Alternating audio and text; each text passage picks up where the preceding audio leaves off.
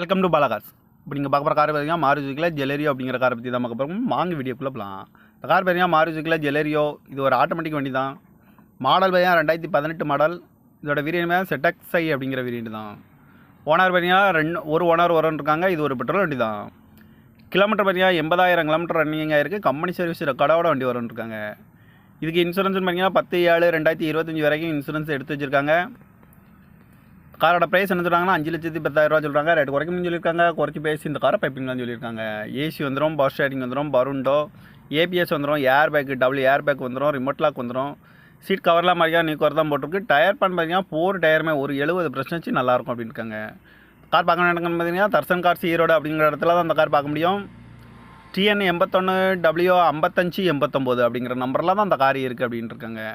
இதோட variant ZXi அப்படிங்கிற வேண்டிய தான். ஒரு ஓனர் வரன்னு இருக்காங்க. இது ஒரு பெட்ரோல் வண்டி தான். இந்த காரோட ப்ரைஸ் என்ன சொன்னாங்கன்னா 5,10,000 சொல்கிறாங்க. ரேட் குறைக்கணும்னு சொல்லியிருக்காங்க. குறைச்சி பேசி இந்த காரை பைப்பிங்லாம் சொல்லியிருக்காங்க.